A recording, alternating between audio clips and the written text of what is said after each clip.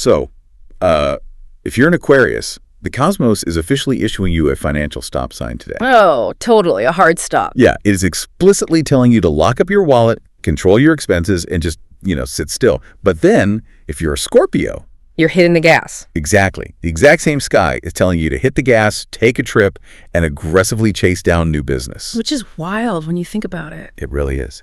So, welcome to the Deep Dive. Today we are unpacking a highly specific blueprint of human behavior, the celestial forecast, and daily guidance for June 7, 2026. Yeah, and we have the complete translated breakdown for all 12 signs. Right, from Aries all the way to Pisces. And what makes this document so compelling isn't just the predictions themselves. No, it's how they interact. Yes, it's how those predictions form this intricate, interlocking web of momentum, caution, and, strategy. Treating this document like a cosmic weather report completely changes how you approach your day. Like, you don't have to be a mystic to find value here. Right, absolutely. If you know that a specific portion of the population is primed to be highly aggressive in business today, while another portion is internally focused on family and property. You have a massive strategic advantage. Exactly. You know exactly where the friction points are going to be, and you know where the doors are sitting wide open. And I mean, the detail in this source material is just staggering. It goes way beyond those generic, you will have a good day horoscopes. Oh, way beyond. It provides distinct lucky colors, numerical anchors, and incredibly specific scenarios for each sign. Yeah, like down to who's going to get a nod from their senior management and who literally needs to hire an expert before touching their investment portfolio. Right, it's highly practical advice. It is. So we are going to map out the entire energetic terrain of June 7th. And to do that, we actually have to throw the traditional astrological calendar out the window. Right, we're not just going down the list. No, we aren't going in order from Aries to Pisces. Instead, we're looking at the raw power dynamics the text reveals, starting with the signs that are basically being handed the keys to the kingdom today. The go-getters. The document creates a very clear corridor of power for 4 specific signs. Aries, Leo, Capricorn, and Pisces. Right. These 4 are flagged for major professional leaps. But what's really fascinating here is how the text draws subtle distinctions between the types of authority they're being granted. It's not just a blanket promise of success. No, not at all. It's a highly compartmentalized hierarchy of power. Let's actually look at how the text breaks that down, because the nuances are incredible. Like, for Aries, the forecast predicts a surge of confidence and enthusiasm, pointing directly to new job or business possibilities. Yeah, it's pure entrepreneurial spark. Exactly. And their color for the day is red, and the number is 9. But then you look at Leo. Which is a completely different vibe. Totally. The text doesn't talk about new possibilities for Leo. It talks about an increase in respect, prestige, and actual praise for their existing leadership skills, which then leads to economic opportunities. Right, and their markers reflect that. Their color is golden and their number is 1. Golden and 1. Like, it doesn't get more prominent than that. That distinction right there is crucial. I mean, Aries is the startup founder energy today, right? Yeah. Launching something new, running on enthusiasm and raw confidence. Right. But Leo is the established manager or director who is finally getting a standing ovation from the room for how well they run the ship. Yeah. The text assigns Leo the number 1 and the color golden, which are universal symbols of arriving at the top, of being the focal point. Exactly. And the hierarchy continues when you look at Capricorn. The text predicts career progress and success for Capricorn, but it explicitly attributes this to the support of senior officials. Which is very specific. Super specific. It brings an increase in social respect. Their markers are blue and the number 8. So if Aries is the startup founder and Leo is the charismatic leader, Capricorn is the one getting the official stamp of approval from the board of directors. It's institutional power. exactly. Then you round out this group with Pisces. Their forecast is described as highly auspicious across the board. Yeah, they are seeing progress in career and business. But the text specifically highlights that their joy comes from the successful completion of major tasks. Their color is yellow. Their number is 7. So Pisces really represents the culmination of all that effort, like the satisfaction of actually finishing the massive project that Aries just started. Okay, let's unpack this, though. Let's look at the real-world implications. If Aries, Leo, Capricorn, and Pisces are all taking charge, launching businesses, demanding respect, and completing massive projects on the exact same day. It sounds like a lot of clashing egos. Right. Isn't that a recipe for a completely dysfunctional workplace? You're describing a scenario where a third of the population is suddenly infused with boss energy. Yeah, it creates a massive bottleneck. If everyone is giving orders today, who is actually taking them? Well, you're hitting on the exact reason why reading a single horoscope in isolation is practically useless. How so? Because the ecosystem of this forecast actively balances out that top-heavy leadership dynamic. The text doesn't make everyone a CEO today. Okay, that makes sense. Right. While those 4 signs are on stage holding the microphone, the document activates an entirely different sector of the population to act as the social and intellectual glue. Oh, the connectors. Yes, the connectors. They're the ones actually making the machinery work behind the scenes. This is where we see the forecast shift away from brute force ambition and focus entirely on intellect, communication, and relationship building. Exactly. We're looking at the energetic instructions given to Gemini, Virgo, Libra, and Cancer. And if you look closely at the source text for Gemini and Virgo, the document does something highly unusual here. It assigns them the exact same energetic markers. Right. In a system with 12 different outputs, both Gemini and Virgo are assigned the color green and the number 5 for June 7th. Which is definitely not a coincidence. No, definitely not. The text also links their predicted behaviors entirely around mental agility. For Gemini, it says their speech and intellect will strongly impress others. Which translates directly into profitable new business contacts for them. Exactly. And for Virgo, it says the day is highly favorable for students, for starting new plans, and for building trust in relationships. The shared green in number 5 isn't a typo. It's a deliberate thematic pairing in the text. Right. The forecast is linking the color green and the number 5 to intellectual synthesis and communication today. While the power players we discussed earlier are dealing with broad authority, Gemini and Virgo are executing the precision groundwork. They are the ones analyzing the data, writing the plans, and negotiating the terms. Exactly. I picture this dynamic like a massive industry convention. Aries, Leo, and Capricorn are on the main stage, giving the keynote addresses under the bright lights. Right, they have the authority. But the actual money, the actual deals, and the real trust are being built by the Geminis and Virgos out in the convention lobby. Yes, out by the coffee station. Exactly. They're having coffee, using their intellect to impress people, and exchanging the business cards that make those keynote speeches actually matter. That's the perfect way to visualize it. But, even networking and deal-making require a foundation. What do you mean? Well, you cannot function in the lobby or the boardroom if your actual personal life is falling apart. And that is where the text brings in Libra and Cancer to complete this group. Ah, right, to secure the domestic foundation. Yes, they are tasked with securing the social and domestic bedrock. The text shifts entirely away from the workplace for these two. For Libra, the success is found in family-related matters, completing property or vehicle tasks, experiencing mental peace, and receiving support from their spouse. Which is very grounding. Very. And they are anchored by the color pink and the number 6. For Cancer, they're experiencing the support of luck and a joyous family atmosphere anchored by silver white and the number 2. The contrast is striking, isn't it?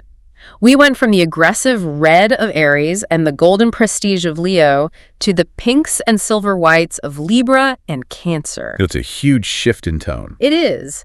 The text uses these softer, reflective colors to signal a completely different operational wavelength. Libra and Cancer are optimizing the home base today. They are making sure the property is handled, the vehicles are running, and the family is operating in a state of joy. Which directly enables the ambition of the others. Like the Capricorn can't stay late at the office impressing senior officials if their home life is in total chaos. Right. The forecast creates a symbiotic loop. But, okay, this brings up a massive friction point in the text. No, definitely. We have the people leading and we have the people connecting and supporting. But what happens when the day's energy doesn't want you doing either of those things? What happens when the forecast tells you to play an entirely different, highly calculated game? Yeah, that brings us to the strategists. Now we enter the territory of extreme strategic polarization. The advice given to the remaining 4 signs, Scorpio, Sagittarius, Taurus, and Aquarius, is the most volatile part of the entire document. It really is.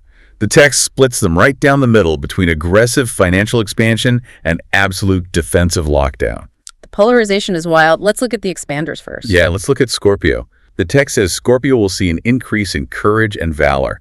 It tells them that short tricks will be profitable, new business opportunities will appear, and even their romance will increase. And their markers. Red in the number 9. Notice that specific pairing again, red and 9. We saw those exact same markers earlier. Wait, yeah, with Aries. Aries was also red and 9. Exactly. The document is drawing a direct energetic line between Aries and Scorpio today. It explicitly ties Scorpio's courage and profitable short trips to the same frequency as Aries' explosive confidence. Okay, wow.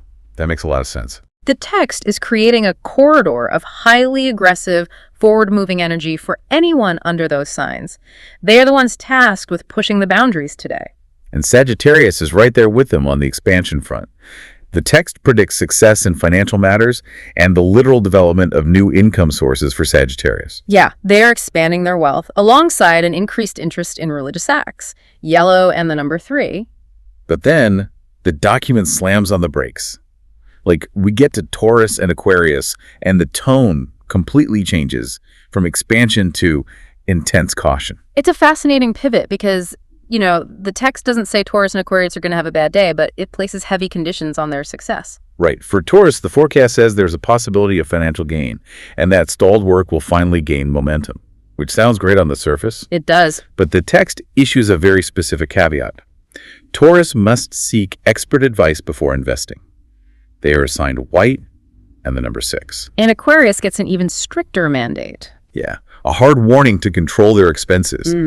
It advises them to focus on spiritual and religious activities, maybe meet an old friend, but above all, to have patience. Sky blue and the number 4. If I'm an Aquarius reading this forecast, I'm going to feel intense FOMO. Here's where it gets really interesting, right? Because I'm looking at Scorpio making money on courageous short trips. I'm looking at Sagittarius developing brand new income streams. And the universe is telling you to hold your money, sit still, and just be patient. Yeah. Doesn't Aquarius miss out on the entire momentum of the day by holding back? Like, why bench them while everyone else is playing the game? Well, it only feels like being benched if you view patience as a failure to progress. Fair point. Our modern mindset equates stillness with losing. But the internal logic of this forecast treats patience as a highly active form of resource protection. Resource protection, okay. Think about the instruction given to Taurus. Their stalled work is finally moving, the car is accelerating. But the explicit warning to seek expert advice before investing is the text acknowledging that while the car is moving, there is black ice on the road. Oh, wow. So hitting the gas like Scorpio would actually cause Taurus to spin out. Exactly. Scorpio has a clear road today, Taurus does not. The expert advice is the snow tires Taurus needs to survive the momentum. That makes so much sense. And for Aquarius, the mandate to control expenses and be patient is about energetic seasons. Okay, unpack that for me. If a farmer tries to plant seeds in the dead of winter out of FOMO, just because someone in a warmer climate is planting theirs, they don't gain a harvest, they just lose their seeds. Oh, I see. The text is telling Aquarius that today is their financial winter. So the caution isn't a punishment, it's a shield. Exactly. By forcing Aquarius to focus on spiritual activities and reconnecting with old friends, the text is redirecting their energy toward areas where they actually can find success today. Right, preserving their financial capital for a time when the energetic weather actually favors them. The text is meticulously managing risk. It deploys the confidence signs to take the big swings, tasks the intellectual signs with building the safety nets, and explicitly orders the vulnerable signs to stay out of the crossfire. It's incredibly strategic. But the document doesn't just leave us isolated in our separate astrological silos. This is where the source material does something really profound. Yeah, the ending changes everything. After dividing everyone up based on these highly specific, categorized predictions, it concludes by pulling everyone back together. It offers a universal toolkit designed to help any person, regardless of their sign, maximize the energy of June 7th. It shifts from the diagnostic to the prescriptive. The forecast provides a physical daily remedy and a unifying philosophical message meant to override everything else we've discussed. So let's look at that daily remedy. It instructs the reader to offer water to Lord Surya, the sun, and to chant a specific mantra Om Grini Surya Nama exactly 11 times. Right. The text states that the direct result of this action is an increase in confidence, energy, and success. The mechanics of this specific remedy are incredibly revealing. I mean, we are talking about offering water to the sun. The sun, across almost all esoteric traditions, represents vitality, the conscious ego, willpower, and heat. Water, on the other hand, represents flow, emotion, adaptability, and cooling. So you are intentionally bringing two opposing forces into contact. Exactly. You are physically acting out the process of balancing extreme energy. Think about the signs we discussed today that are surging with power. The Leos, the Aries. Right, they have all that heat today. Offering water to the sun is a way to ensure that solar confidence doesn't burn out of control into arrogance. Oh, that's brilliant. But for the signs that are told to hold back, like Aquarius, the chanting of a solar mantra physically generates the internal heat and vitality they might be lacking today. It's an energetic equalizer. So what does this all mean? It perfectly embodies the final, overarching message of the day that the document leaves us with. Right. The text states, positive thinking and continuous effort are the biggest keys to success. That phrase, continuous effort, is the secret to unlocking the whole document. It contextualizes the physical remedy we just talked about. Because chanting a mantra 11 times requires focus. The physical act of preparing the water, standing with intention, and repeating the phrase isn't just a mystical request. No, not at all. It is a literal bodily demonstration of continuous effort. You are proving to yourself that you can sustain focus. It removes the idea of passive luck from the equation entirely. That is the ultimate takeaway here. This forecast is not a rigid prison sentence. It's a topographical map of the day's terrain. Exactly. If positive thinking and continuous effort are truly the biggest keys to success, then the horoscope isn't telling you what your fate is. It's simply telling you where to apply that continuous effort today to get the highest return on your investment. That's spot on. Like if you are a Capricorn today, your continuous effort goes into impressing those senior officials. If you are a Virgo, your effort goes into studying and finalizing those new plans. And if you are an Aquarius, your continuous effort is actively applied toward maintaining your patience and controlling your spending. The effort required is universal, but the application is hyper-specific to the individual terrain. Yeah, it's all about playing the hand you're dealt today. We have mapped out a massive, highly complex ecosystem today. We started by tracking the power players, the go-getters like Aries and Leo, who are harnessing raw confidence and institutional backing to surge forward and take command. And then we examined the vital infrastructure provided by the connectors. We saw how the intellectual agility of Gemini and Virgo is completely necessary to translate raw ambition into actual deals. While Libra and Cancer stabilize the domestic bedrock that makes any of this progress sustainable in the long run. Right, and we analyzed the extreme polarization of the strategists. We saw the text actively encourage Scorpio and Sagittarius to push the boundaries of their wealth and courage, while simultaneously deploying a protective shield of patience and expert consultation around Aquarius and Taurus. And finally, we closed by examining the grounding mechanism of the universal remedy.